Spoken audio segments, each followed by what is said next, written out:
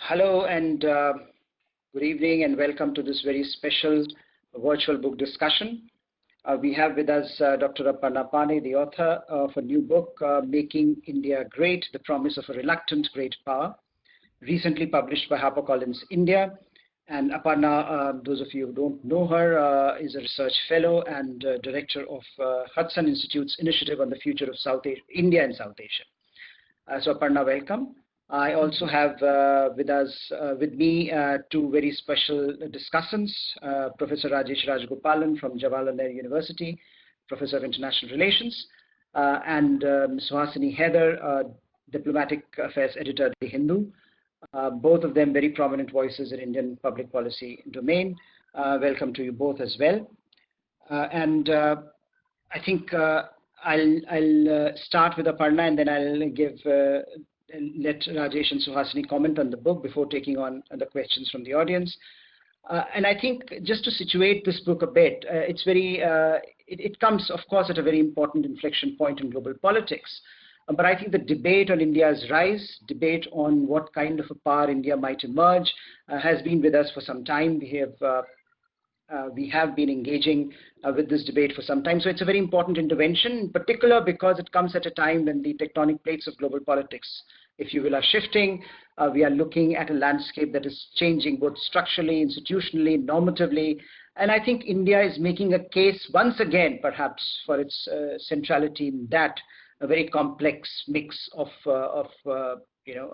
institutions, frameworks and approaches. So it will be very interesting to hear what Aparna has to say. I'll let her speak about the book and of course to hear from the two discussants what they feel about the main arguments of the book before taking on questions from the viewers. And viewers can ask questions through the message box on their screen. So please keep sending us your comments, questions, observations throughout as you hear the three speakers speak, so that we can collate them after they have spoken and take this conversation forward from your perspective as well. So Aparna, the floor is all yours. Thank you so much. Good evening. I would like to start by thanking Observer Research Foundation for hosting this talk. It's a pleasure to be on a panel with friends and people I really respect, Harsh, Rajesh and Suhasini. The promise of India is old, and Harsh mentioned that people are talking about India and what kind of a power India will be. It lies in the centuries-old culture. It lies in the possibility of a large population, the size and potential of the economy, and the capacity and capability of its military. However, size of population and sense of historical greatness are insufficient to guarantee India's ambition to be a global power. And so what my book actually seeks to explain is this dichotomy which I believe lies at the heart of the Indian nation, which is the belief in being a great power or a global power, and yet reluctance to consistently implement policies and take actions that would help India achieve those goals. I'll provide a quick overview of some main themes of the book. India's 5,000-year-old history actually bears traces of two distinct traditions. One, modern and secular, and the other, conservative and religious. The struggle between these two ideas or imaginings of India continues into the 21st century. The contradictions actually we can see around us. India has had women prime ministers, it has had a woman president, but there are fewer women in the workforce today than there were in the 1990s. India's 1949 liberal and socially progressive constitution actually outlawed caste-based discriminations. And yet, untouchables and members of lower caste still face discrimination daily. Notwithstanding guarantees of religious freedom in the Indian constitution, there are reports of members of minority communities being lynched and killed in the name of protecting cows, a sacred animal for many Hindus. So we are still far from bridging the divide between the contending ideas of what the country should become and what it means to be an Indian. Why does it matter? Because India's desire for global preeminence and recognition by others of its great power status requires that the world be comfortable with India's sense of self. And the quest for authenticity through pre-Muslim or pre-Western Hindu traditions or turning back the clock on the status of women, minorities, castes, or an inward focus, or an excessively inward focus. It may be popular at home. It may not sit well with India's plan for global greatness. India has a potential demographic dividend. This could be immense benefit to India with correct planning and execution. However, India has consistently underinvested in its institutions and its people. India's civilization always valued education. Yet more than 72 years later, Sri Lanka's literacy rate is higher than ours. Indian universities need to become more than simply research, simply diploma mills. They need to focus on research and development. The global expenditure on R&D is around 2.3%. India's investment in R&D is less than 0.6%. Economies that actually seek high growth rate need to invest in R&D. Healthcare. A sick population loses productivity. It drains resources. But India's investment in healthcare is abysmal, as is demonstrated right now during the COVID crisis. Around the world, if we look, in industrialized countries, 60% of their workforce is skilled. Less than 7% of India's 500 million workers have received any formal skills and training. Finally, global female labor force participation stands at 39%. India's at 22%. India is a land of economic contradictions. It is said that, so India, we send satellites into space, we have a nuclear weapons program, but do we have a brand of razor or fountain pen associated with India? After 7 decades of state-driven poverty alleviation programs, why are millions of Indians still below the poverty line? Modern India's political development biased against wealth generation. So a robust democracy before industrialization created a political architecture which constrains capitalist practices. So there's more of a pressure on redistribution than on generation of wealth. India's economic growth has relied on its size to catapult it to the global stage. For it to achieve that status, it would need to grow at 8 to 10% for a few decades. And there are only 3 countries in the world which have grown at sort of 8 to 10% for 3 decades in a row: China, South Korea, and Taiwan. And India has not yet reached that pace. Like Americans in the 19th century, many Indians believe that India's destiny it's predestined. There's a belief in what you can call, for lack of a better word, manifest destiny. That India has a right to be on the global stage. That India will reach it irrespective of any obstacles that come in India's way. But sort of today, India faces, Harsh said, tectonic plates are shifting. You could say the geopolitics of the world is changing. It is different from what it was 72 years ago. It's different from what it was 3 decades ago. India would need to come up with new tools, if it wants to actually if it wants to actually be on the global stage. While any state facing this problem would be beset with important choices, India encompasses 17% of the world's population. So what India does make a difference.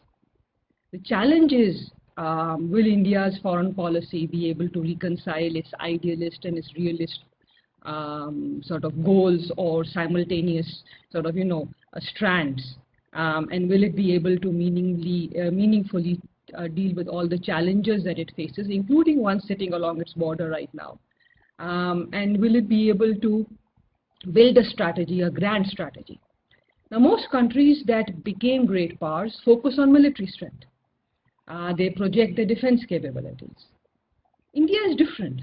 For the majority of Indians, notwithstanding what happens on social media, India's claim for global high table comes from its civilization, its democracy, its economic strength, its location, and very reluctantly, its military capabilities. So yes, we have a large military, but do we have a great power military?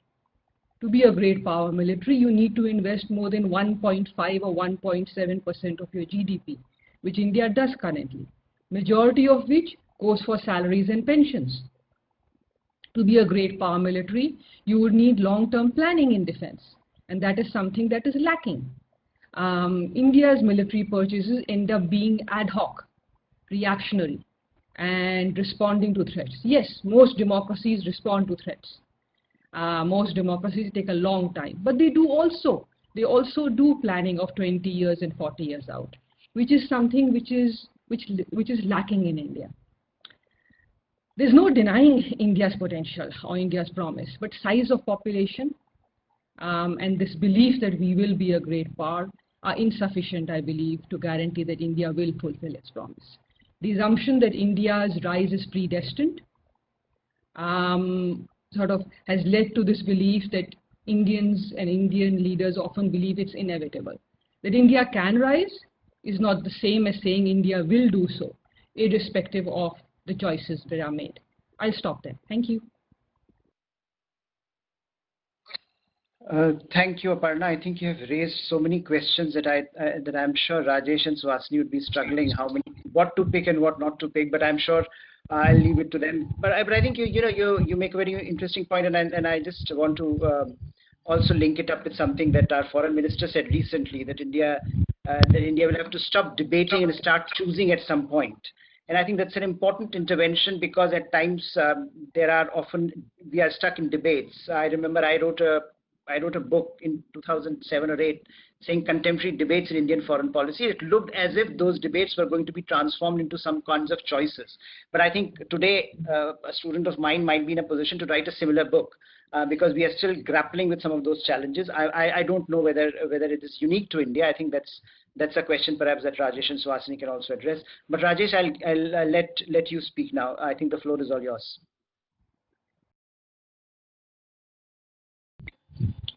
Thank you, Harsh, and thank you, Aurav, also for inviting me to this discussion. And great book, Dr. Pande. I'm sure we'll have a great discussion also with Suhasini also here. So I agree with quite a bit of this of what Dr. Pande has written. So I'll limit my comments broadly to disagreements or to sort of maybe alternate interpretations, or to some extent maybe extending the argument, so that we can have we can sort of discuss some of the points a bit more, some of the points that Dr. Pande raises, but a bit more. I think a lot of, as Harsh mentioned, this book comes at a very good time, because there is a lot more focus today on issues of state capacity, especially as it comes to looking at India and Indian foreign policy. And that issue of why India's potential is not being translated into actual policy, into actual power, I think is an important question. Because what is needed is not just the resources that a state can draw upon, but also how to convert those resources into power in a very broad sense. So in that respect, I mean, I think this book, in looking at issue of state capacity, adds to that existing literature, adds to the new literature. Basically, I mean, this is not something that we have focused on very much in foreign policy, but it is something that's becoming increasingly the focus of attention, and there is, I know, a lot more works that are going to come out in the near future.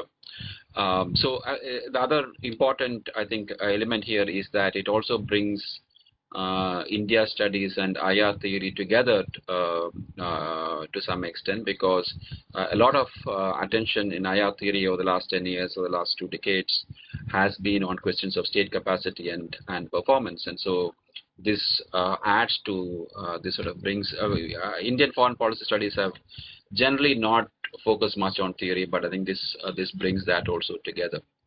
So in other words, it's a big problem. I mean, the state capacity problem is a big one. I mean, it is not purely a material issue, but also of, as Dr. Pande mentions in the book, it's also an issue of culture, it's identity, ideology, leadership, institutional design, and even of maybe political chance. I mean, I think all of those all of those issues matter.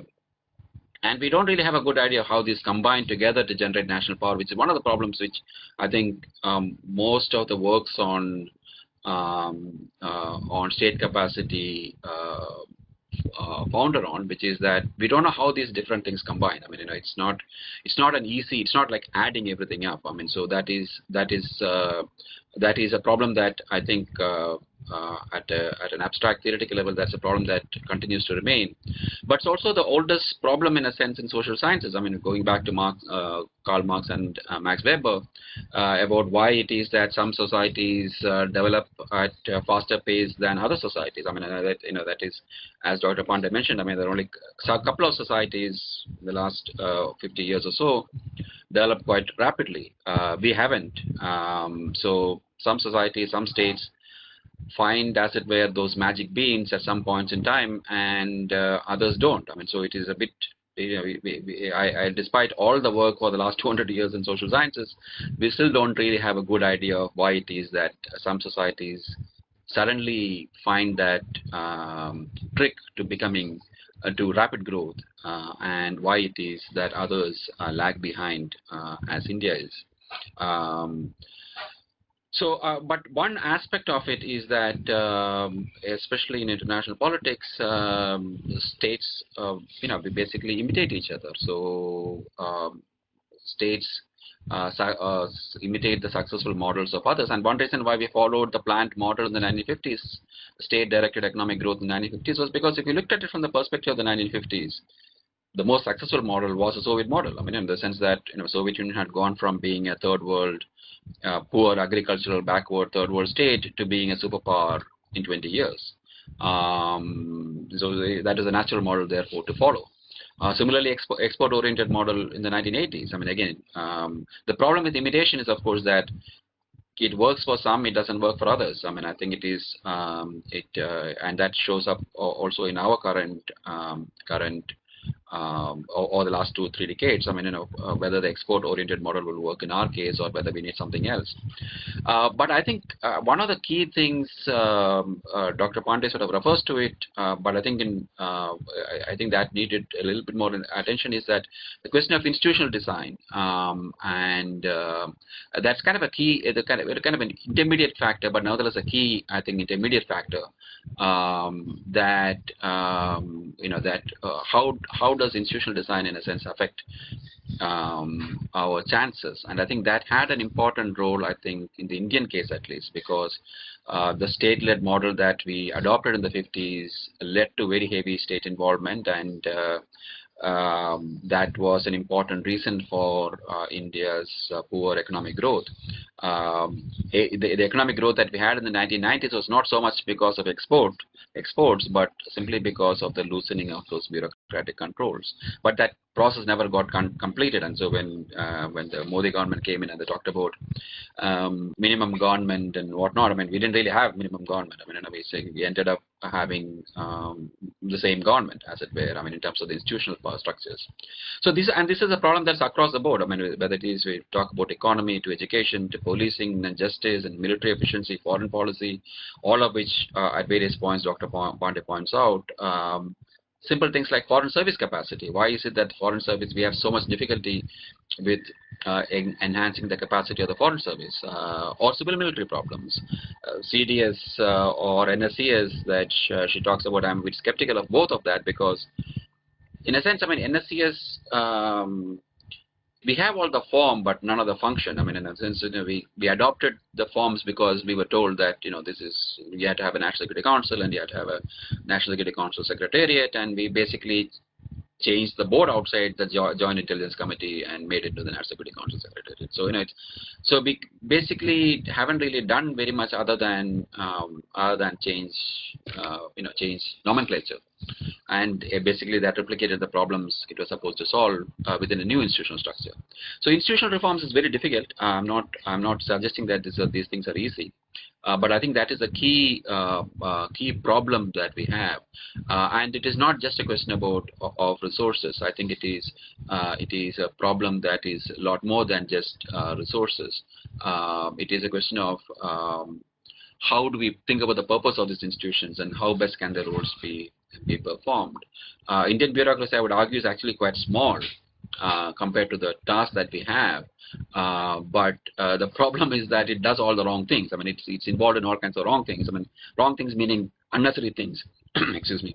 What Dr. Pande calls the paternalistic approach to the economy is basically that, in different words. That's what she's also saying, that that we really need governments running airlines and hotels, or even in the defense sector making bullets and shells. Is that really the job of the government? We are slowly moving away from some aspects of that, but that is an important aspect. And so institutional capacity, but also institutional structures and institutional design is an important factor, I think, that she touches upon. But it also leads to the question of how do we get out of that? And I think we don't really have a good sense of that either, because a lot more interest today in looking at the question of leadership in international relations.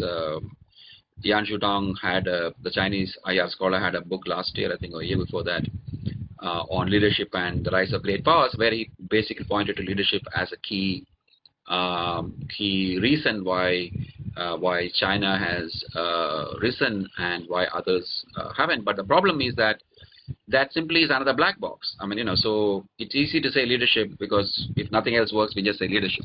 So it doesn't really solve our problem in terms of explaining why it is that at some points of time we have in some cases we have good leaders, and in other cases some countries have good leaders, or other countries have nonsensical leaders. I mean, so in a sense that doesn't really fully answer the problem either. And so this is all of these, I think, debates are important in terms of the social science aspect of it.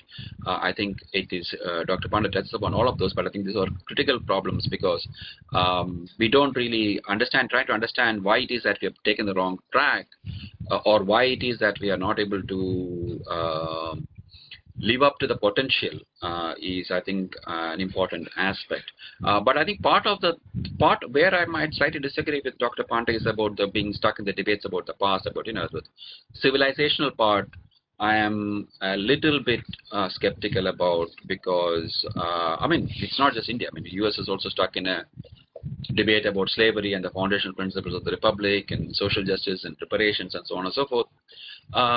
These, I would argue, are more debates about national identity rather than really an issue of being stuck in the past. I mean, so Samuel Huntington's book, maybe I think 2 decades back, about Who Are We, which is kind of very anticipated some of these problems, which is sort of, I mean, his conclusions are a bit illiberal, as it were, but nevertheless his question was, I think, an important question that he raised as to identity, and in this particular case, in that book at least, about the United States and what really is the national identity of the United States. But I think when you come to India, it's a question about again, it's a question about identity. I think that is a lot of these debates are about that. I mean, it may superficially be about the temples and so on and so forth, but I think at more importantly, I think it is about identity. So it's not that kind of and it's not an easy problem to solve either. I mean, what are the liberal principles that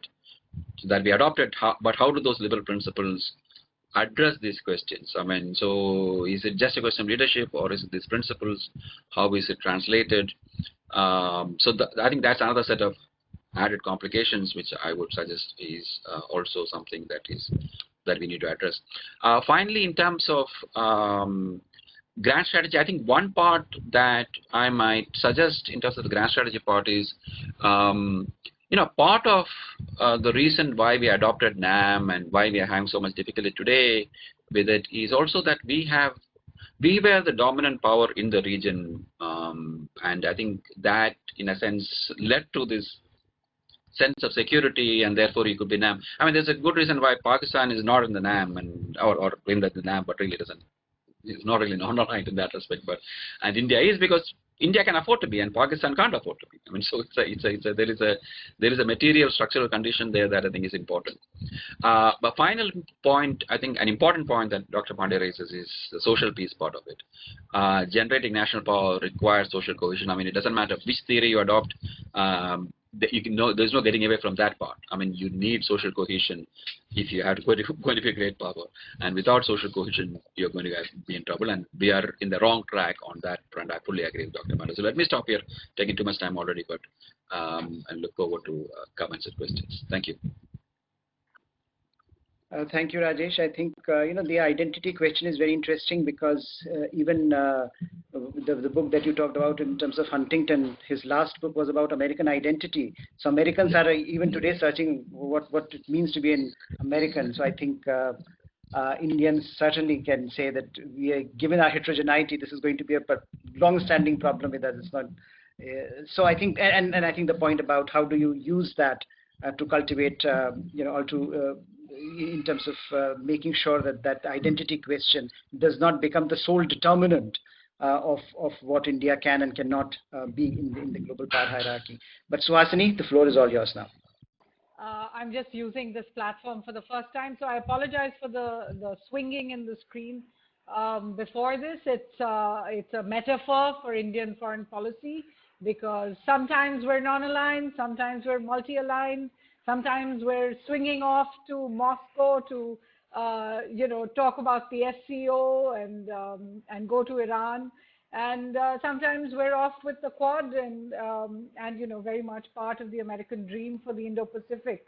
I do want to compliment the author, and I think Dr. Pande has done the impossible in many ways. To begin with, just the idea and that you can attempt to capture India socially, economically, geopolitically in one moment and say, okay, let's just get it as up to date as possible is not a mean task. I mean, I think you must have been having to work double shifts in order to ensure that this is really one of the most up-to-date books. I think, with the exception of perhaps the troubles we are seeing at the line of actual control. That's not in the book, right? I think up to that point, this book is really all of that. The second part is that she has updated her own writing in a very short period of time. So if her previous book took us from Chanakya to Modi 1, or Modi was the book, I would say this one goes from Modi 1 to Modi 2. And in a sense, she might not agree with me, in a sense also shows a certain shift in Dr. Pande's own view of the promise of the new foreign policy that India was about to get in 2017. I think for most of us, and this is not just about the social cohesion question, for most of us, the year 2019 to 2020 has made a radical shift in both India's foreign policy challenges and its focus on foreign policy that was not expected, that we did not see coming in the previous 6 years. So if in the previous 5 years. So if in the previous 5 years, there was an expectation of a certain trajectory, I would submit that the 6th year, the trajectory has just been everything except what had already been gained. Another important characteristic is, of course, Dr. Pande's unique vantage point. She's an Indian, yet she's immersed in the external view of India, outside looking in, and from the first reference to the last, I think with a few exceptions, she's brought in many voices of non-Indians on India's foreign policy, beginning from Will and Ariel Durant, and that brings up its own idea of how India was seen 70 years ago and how it is seen today. And finally, she's attempted to do this in 158 pages. And the amount of work that has gone into just keeping it short, because the famous saying, which is that I don't have much time, so I'll just send you a long letter, is the amount of time that goes into doing a shorter one is not, in fact, it sits counterpoint to the number of notes. There are more than 50 pages of notes, bibliography, index, and all the rest of that. So we come to the central theme of what she's asking, which is making India great. Clearly, Dr. Pande is a votary of making India great. Not everyone is. Not everyone knows what that term means.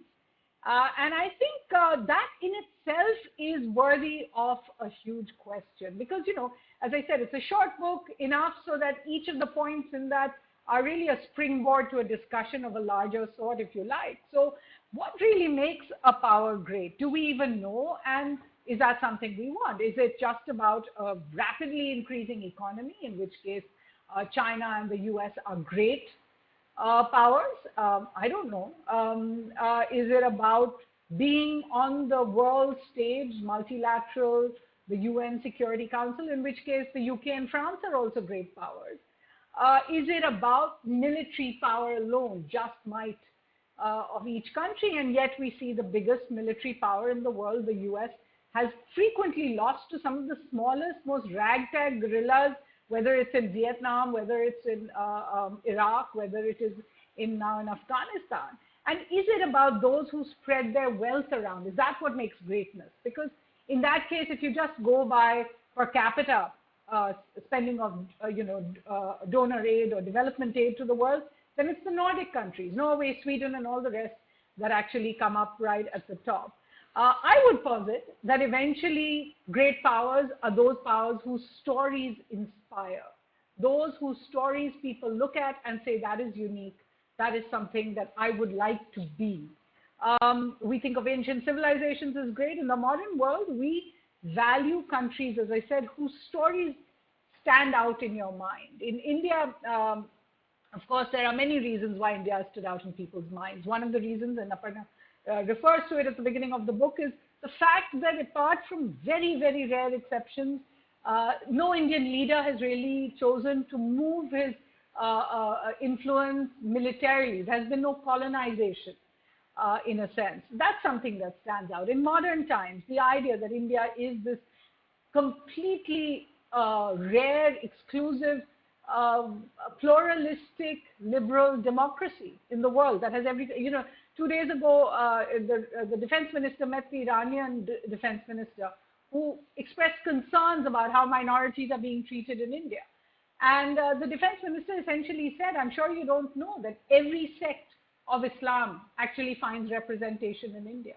And it's not just Islam, of course. We have every religion of the world represented in India. And therefore, how could we be a majoritarian country? I think that's what he was trying to say. Obviously, that debate is still going on. So the question of the premise of the book, making India great, given the belief that, as Dr. Pande says right at the beginning, that every Indian in any case believes India is great. Where is the need then to make India great? We could just stay exactly as we are. The sense of Indian exceptionalism, which I think is a part of her previous book as well, comes in there. Where I do beg to differ is in her tagline, which is the promise of a reluctant great power. Because while I agree with her that the promise of India is very old, I don't think India is a reluctant global power. I don't think India has ever been reluctant. And I think it has become fashionable in the last few years to talk of India in these terms, pejoratively about the past. Reluctant, hesitant, dogmatic, shy, status quoist.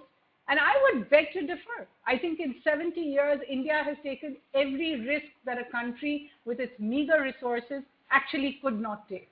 Whether it is taking part on the world stage, building multilateral order in the 1950s, when we were really what? We were a previously colonized power. Whether it was the creation of Bangladesh, whether it was shifting gears completely in the early 1990s and going from a country that was so dependent on Soviet Union, suddenly seeing the Soviet Union collapse and completely shifting, whether it was economically, whether it was in terms of our energy sources, whether it was in terms of our entire worldview, and being able to make that dynamic shift to the Indo-US civilian nuclear deal. I would not say this is the work of a reluctant, dogmatic, shy, status quoist power at all. But I know that in today's day, it is easier to say the past was a bit of a problem. Let's get on with the present. So let's get on with the present. Dr. Pande talks about the very real challenges, and I'll focus, if I may, on India's geopolitics and foreign policy, because that's much more my subject. Talks about the very, very pertinent question of the idea that we don't have enough people to take this diplomacy forward, that regardless of the fact that in 2006, I think, Parliament committees looked at the numbers, we are still not quite there, despite having, outside entrance, lateral entrance inside the foreign ministry. the need to have the national security structure expanded, and as Rajesh pointed out, who knows whether this one is working or not, but it's certainly, and whether it's just, paint on an old sign or not, but the fact that these debates must be held in India, because the national security structure otherwise is just about 2 or 3 people, which is always a bad idea. And finally, her idea that we need to blend realism with idealism, and that's in every sphere, of course. So if I may, I will end this with questions of my own. And it's a broader question, really, because the title of your book has, and essentially I know no author decides finally on the title of their own book, but I think it must inspire us to think what greatness means. Should India make this leap to the high table? We always talk about the fact that we economically are number 3. Within a few years, we'll be between 1 and 2. Should India make this leap? Should India attempt to make this leap without bringing up the bottom line? I think Dr. Pande's chapter on this really does bring up that crucial question. Should India, and can India even actually attempt to be a world power if each one of its neighbors, its physical neighbors, are not on board? And I mean each one, including Pakistan. Or is the neighborhood always going to be a drag on us? Because if it's not Pakistan, it'll be Nepal. If it's not Nepal, we'll worry about Bangladesh or something else. Is it possible to be a world power, especially given our economic drawbacks, to actually get there if our neighborhood is not with us? Is the world today too intertwined for any bilateral alliance or enmity to define those relationships? Because, of course, our foreign minister just said, external affairs minister just said, India has never been and will never be part of an alliance system. But is that something that we are still aspiring to be? Greatness in conjunction with another great power, which will give us that lift.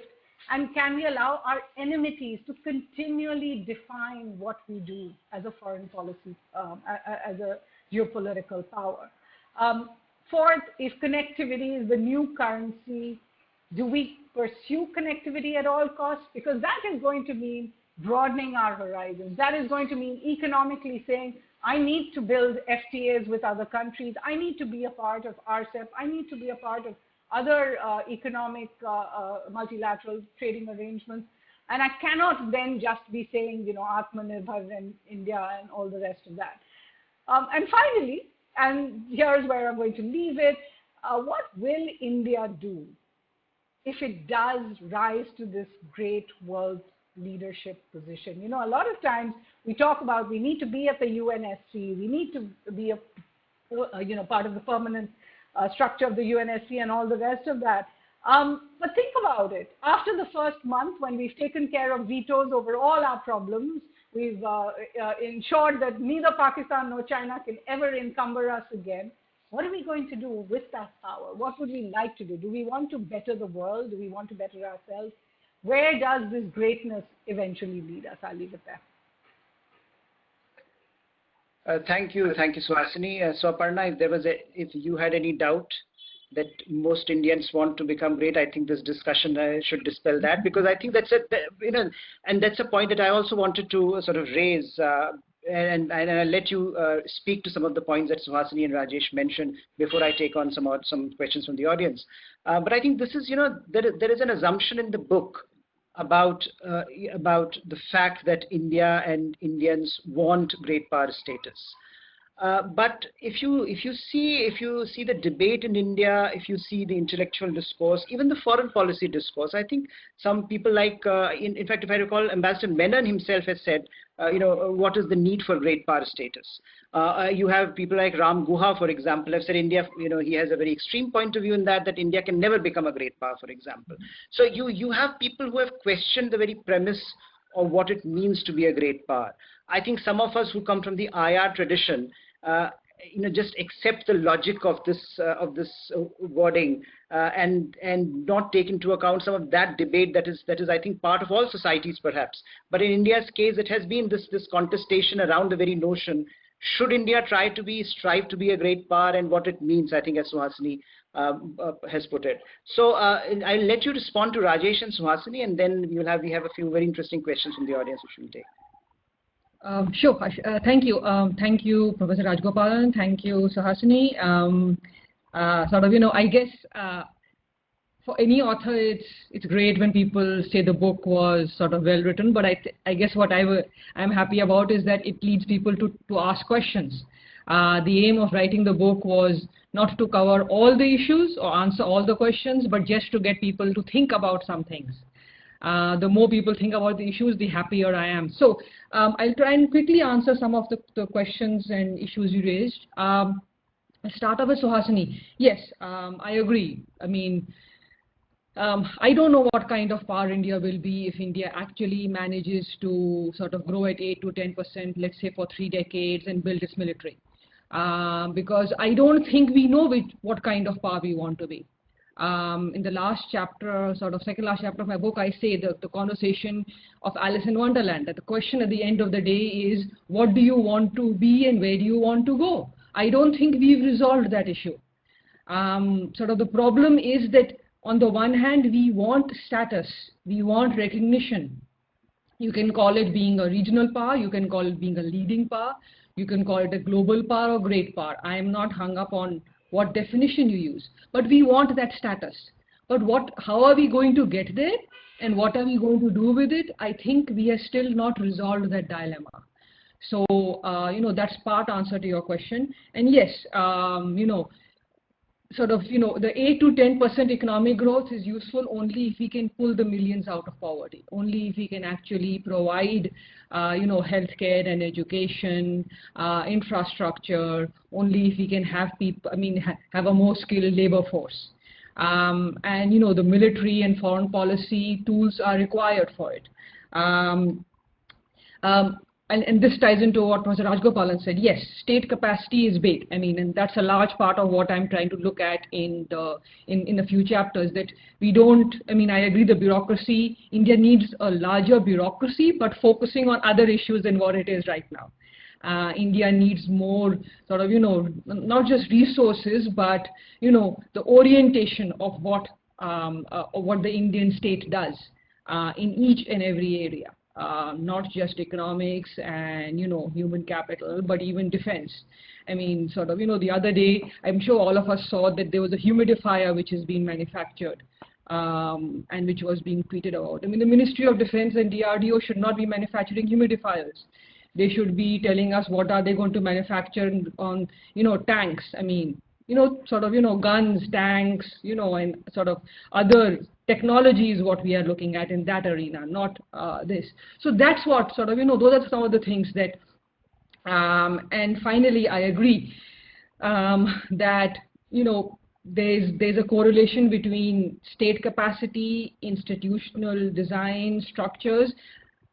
I don't think we have resolved that. And my worry is that I agree with what you said about, the National Security Council Secretariat is important, but have we actually framed it so that it suits India's problems and India's challenges? Or do we have it simply because every other country has it and every other regional or global power has it? I don't think we have resolved that problem either. And I don't know if we are looking to resolve the problems of capacity, resources, direction, and eventual goal. Where do we want to go? And what will we do when we actually sit on that stage? And if we don't get to that stage, where will we be stuck? I think I've covered most of the things. I agree on the identity issue. I think all countries, and one final point, globalization, connectivity, and identity. Yes, nationalism is on the rise in every country, including the one where I am based right now. Protectionism is on the rise. Anti-globalization is on the rise. So at a time like this, it is going to be very difficult for any country to focus on building global alliances or connectivity or spending on countries outside of its own border. So I guess we'll have to wait and see whether this identity and nationalism issue takes which direction it takes, and how all countries, including India, react to it in the coming days. I will stop there. Anything I left out, please let me know. Thank you, Aparna. I think there are a few questions that I want to bring together, and you know, in a sense, a lot of questions are about looking at you know, the domestic challenges that you have very articulately laid out in the Indian context. And I think one question that is important perhaps to look at in terms of great power evolution is I don't think that there have been any major powers who have been able to resolve their domestic problems before emerging or before being counted as great powers. You know, if you can go back to Imperial Britain, in traditional understanding of great power, it was a great power, but you're looking at the turmoil within Britain. You know, it was a very polluted, semi-industrialized country, great disparity, socioeconomic disparity, great turmoil within in terms of politics, society, and yet it was able to carve out for itself a role in global politics. So, I mean, are you suggesting that unless we manage to map out our domestic challenges, unless we resolve these dilemmas, there is, India is in a situation of hopelessness? So what's the way, what's the midway here? I mean, I'm sure, we have been talking about America, we have been talking about China. I mean, China does not look like to be that has resolved it's either its identity issues, nor issues about domestic capacity. I mean, certainly it projects a certain sense of itself in the world, but that may or may not be, something that is well accepted around the world. And yet, there are few who would doubt that China is, in traditional sense, is today a major global power, leading power, whatever you want to call it. So, in that sense, how do we look at India's evolution? Where has India come from? And I think there is one question here which is interesting, which says that if you look at, for example, do you see this difference between Modi government's willingness to articulate that we want to put India as a leading power on the global stage? Do you think this is distinct from the predecessors, or do you think this is something that even previous governments have done in the Indian context, and it's just a difference of articulation? Thanks, Harsh. I'll start off with the last point you made. I think at some level it's a difference of articulation. In the 1950s, as Suhasini mentioned, we did punch above our weight. We didn't have the economic power, we didn't have the military power, but we were on the UN. We played a role on the UN, NAM, and many of the other organizations. We may not have called ourselves a leading power, but Nehru did believe that India was was going to play a role on the global stage. So Indian leaders have believed it over the years. I mean, they may differ on what being a power on the global stage means, whether it is soft power, whether it is, sort of economic power, but there's always been that belief that India should be on the global stage and will play a role on the global stage. Coming to the first part of the question, yes, I agree. I mean, different countries have become great powers, or whether it's Imperial Britain, whether it's Soviet Union, whether it's United States, you look at China. But you see, it's that of, in some of the cases like Soviet Union, they never resolved their economic problems, which came back in the end to cause a problem for them, along with their own internal divisions. China's case, yes, China has managed to build its economy and military. But we must bear in mind, one, China is more homogeneous than India is. China is more homogeneous than many other countries in one sense. Most of it is Han. It is when it started to expand into other parts that it started to face problems, whether Xinjiang or Tibet. There, the advantage they have is that they at least actually built economy while they suppressed everything else. They did build their economy and they did build their military. And only then did they start talking about being a global power or playing a role on the global stage. They may have suppressed the identity issues. But the challenge India faces is that at one level, we have a more heterogeneous society. We have a democratic society and a democracy which has played for 7 decades. So people do stand up and ask questions. It is not as easy to do things in a democracy as it was to do in Imperial Britain, or in autocratic China, or in authoritarian Soviet Union. So we have that one challenge, that everything we do, social, economic, political issues play out. Second, it's a question not of sort of, no country having challenge. It's a question of priorities. What matters and what are you going to be focused on? And I will give an example, and people may or may not like it. I mean, the focus, why is the focus on Sushant Singh and Ria? Why isn't the focus on economic slowdown in the last quarter of 24% drop? Why isn't the focus on India's military? Why isn't the focus on China or on what is happening in the neighborhood? If most countries that are that want to play a bigger role, keep the focus on issues which matter, rather than allowing the focus to be diverted to issues within. And that's where why I say it matters.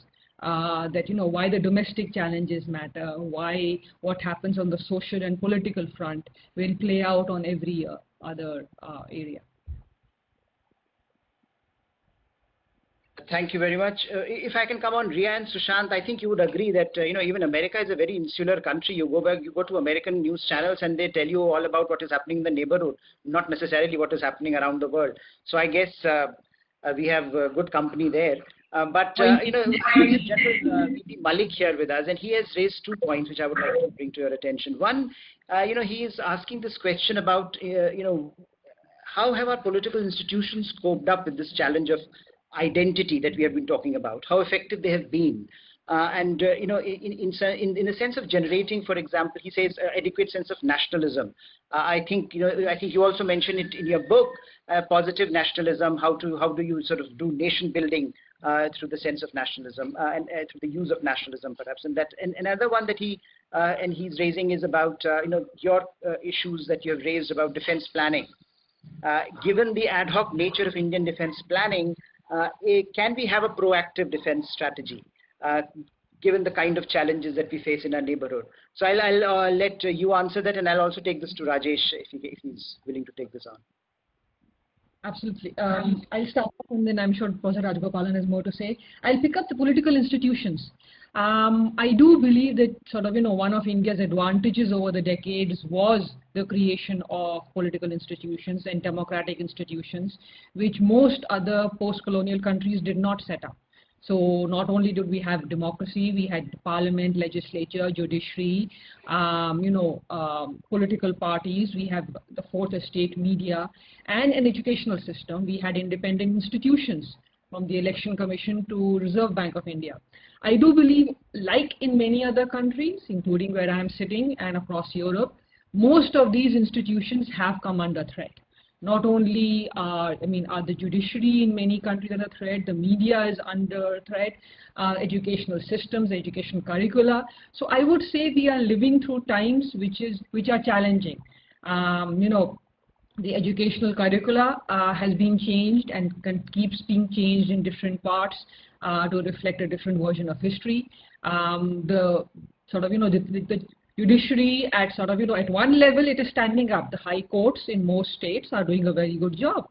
Even if some parts of mainstream media may not be, you do have a lot of many other channels and many institutions like the one Suhasini is at, which actually do continue to uphold the free media dimension. But they are under challenge. And so I would say that, institutions matter. Institutions matter both for domestic reasons, but also for international, because the world watches every country and its institutions, whether they are economic or political. Defense planning. What can we do when we are ad hoc? I would say, there would be two short answers. One, we need to set up institutions so that in the next 5 to 10 years, we have something which will start doing the defense planning for the long term. In the short term, I would say, there are existing institutions which can be made to do more than simply creating them. So National Security Council Secretariat can do more than what it is doing. The Ministry of Defense can do more than what it is doing. they can actually, the CDS should be more than just the name. The CDS and the DMA are supposed to do more. But in the short term, it is very difficult to do defense planning. Defense planning requires 5 to 10 to 15 years. You cannot change something and you cannot create something immediately. I will let Professor Rajgopalan answer the question as well. Rajesh, if you can take this one on, and there is one which was particularly addressed to you because I think you raised this point, and the question is about whether the reason I saw the question. Sorry, there was another question that was specifically for you about the reason that India is falling behind in terms of development is that perhaps we copy developmental models without making sure that they suit our organic socio-cultural and economic requirements. I think you mentioned this point about how there has been some copying of institutions. I think this is a larger issue that is being raised here. So if you can address both of them. Yeah, thank you, Harsh. So I mean, I think that both the question that General Malik raised is an important question because I'm becoming increasingly pessimistic about the possibility that we can actually fiddle around with specific parts like the Defense Ministry or the National Security Council or the Foreign Ministry or things like that. Because I mean, we can trace all of those back to the same problems in terms of our institutional design, in terms of the bureaucracy and the role that bureaucracy plays. And I'm not sure that that can be resolved without sort of fundamentally changing some of those institutions. So, General Malik knows us much better than I do, than most of us on this panel do. But the Kargil Review Committee's reports that led to 4 group of ministers' reports, and then what happened, and then we had another one about 10 years back looking at again in these institutional issues. And the problem is that they were essentially ground down by the bureaucracy, slowly, meeting by meeting, bit by bit, until nothing was left. I mean, so in a sense, it is very difficult to resolve this because it is, because of the institutional structures that we have. So I'm not any longer confident that we can, with appointing one more committee, bureaucratic reforms committee, or appointing one more, parliamentary committee or another Kargil Review committee or anything like that, we are going to be able to do it. So I'm sorry to be so negative in a sense, but I'm not sure that we have seen this. I mean, we have seen decades of this, and so I guess I'm increasingly pessimistic about that. To come back to the question about the economy, I don't know that there is a right answer. I mean, I was just raising that as a question. I mean, I understand fully why so many countries followed particular models at particular points of time. It's for some countries it worked. I mean, for some, we could take South Korea. I mean, South Korea, Japan, they also had state-led economic development. But they adapted it, they used it well. In our case, it didn't work out very well for a variety of reasons, not just because we are not smart or whatever else. I mean, I think there is.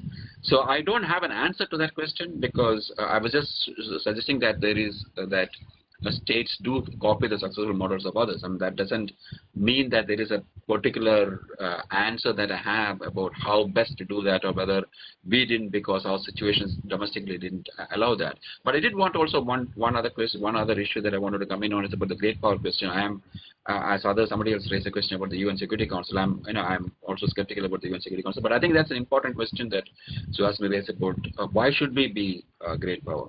I think it's not. Unfortunately, a lot of our debate get into this question about status.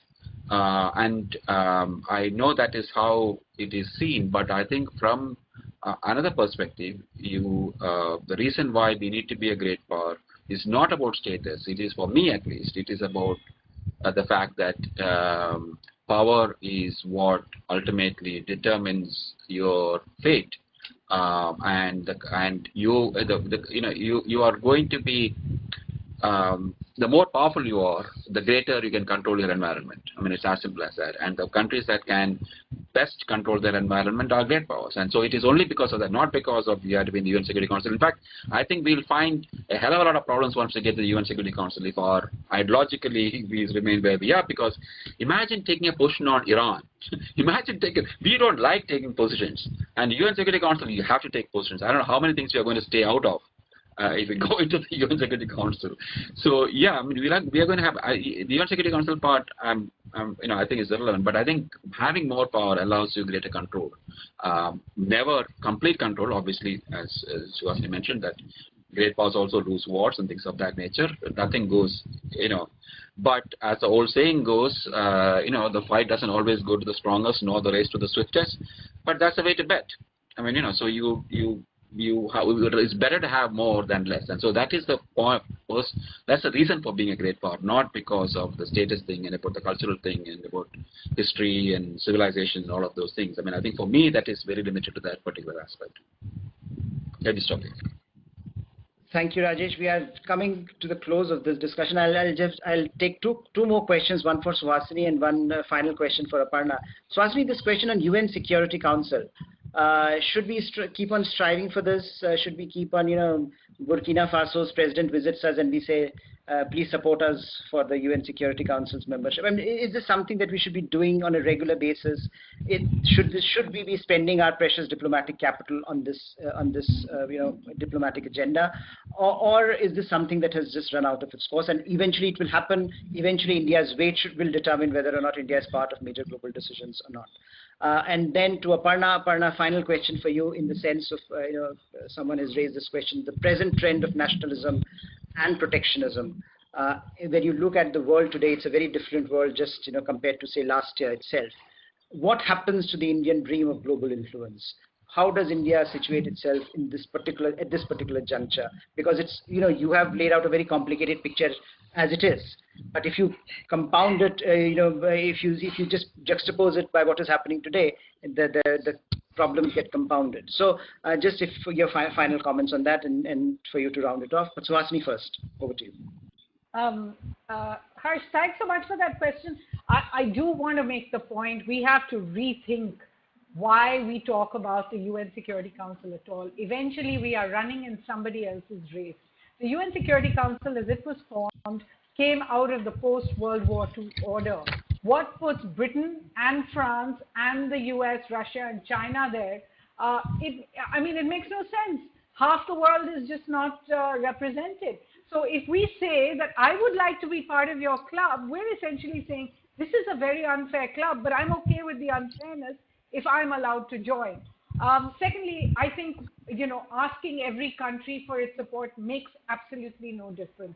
The decision that is being made when it comes to UNSC reform is being made in the UNSC. And believe me, the permanent members of the UNSC are not making any kind of pretense even that they want to change the system. So what we have to look at is an entirely new system. This is not something unthinkable. Every century or so, we come around and think about a new way to govern the world. In the 1840s, it seemed as if colonial powers did everything. By the 1940s, we had come to the idea that there was the good and the bad, and those who won one particular world war were actually the good, and therefore they were entitled to get that position. Now we need to think, particularly in the post-COVID world, about what is it that will make those countries, again, the pursuit of what makes a country great. Does the world really need this kind of a structure where 5 countries are picked out and given a veto power? And also, what kind of country would be great? Is it a country that, and I'm sorry, and I don't want to take too much time, but I do want to make the point that both the US and China have not covered themselves in greatness and glory when it comes to the coronavirus pandemic. Why should they be our leaders? On one side, you have a country like China that didn't even tell the world what to expect, hasn't yet told the world what exactly happened when it came to the coronavirus, how to treat it, how to stop the pandemic. And the other side, we have a country that just by sheer power of example is in shambles when it comes to its healthcare system, when it comes to the way it tried to grab medicines and ensure that countries were browbeaten into exporting their medicines and others were were sort of, in fact, at one point they took away medicines that were meant for certain West Indian countries because they said they needed it for. So how is it that the US and China get to be at the top of this totem pole, and we aspire to somehow just be B teams to them? I really think we need to rethink this entire idea that there is a UNSC, we need to be part of the permanent members of the UNSC, and then it doesn't matter that the rest of that system is completely broken and completely unfair. So floor is all yours, Aparna, just for final comments, and if you want to address that particular question as well as any final thoughts you may have. Thank you. So in response to the question, I mean, sort of, think something that Suhasini and Rajesh and you mentioned, we live in a new world, post-COVID world, right? So sort of, till a few years ago, before the rise of this sort of nationalism around the world and protectionism, globalization benefited a number of countries, including India for a long time. So our economic benefits, whether we look at our diaspora in other parts of the world, sending remittances, providing energy, getting aid and assistance.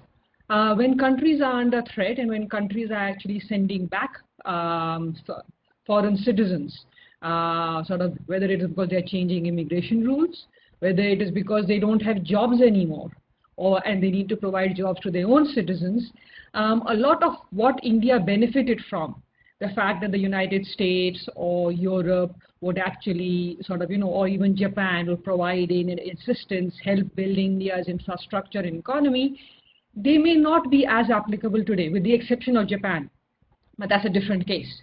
So, sort of hoping that the same economic infrastructure which helped us partially on the global stage will continue is something which we should sort of, not take at face value. It may not continue. Protectionism, both at home but in other countries, will also impact our economic growth, which means that it will not be as easy to grow economically as it was in the previous decade, especially if we don't implement reforms. And third, this rise of protectionism and nationalism is also going to make it more difficult for us to on the one hand, we will need to build our military and build our defense infrastructure, but it will be tougher when we are dealing with a world where each country is trying to build its own infrastructure and its own economy and military first, rather than help other countries. So I think we are going to face challenges. They will not be resolved simply by becoming protectionist or focusing on self-sufficiency. But this new world order is not going to be as amenable to some of the things we have been dependent on for the last few decades. I'll stop there, actually. Thank you. So in other words, the second edition of your book should come out sooner than later because of the challenges that are already underway. But thank you, Aparna, for being here with us today. It was wonderful. And Rajesh and Suhasini, as usual, we managed to have a very spirited discussion on a theme that I think is also animating a lot of conversation in India and about India around the world. So thank you once again. And again, it's a wonderful read. So please read this book, very pacey read in less than 200 words. In less than 200 pages, Aparna has managed to say so many things about India and the challenges it faces. So all the best, Aparna, and hopefully the book will do very well. Thank you. Thank you, Aparna. Thank you so much, Harsh. Thank you, Hasasini. Thank you, Rajesh. It was a pleasure.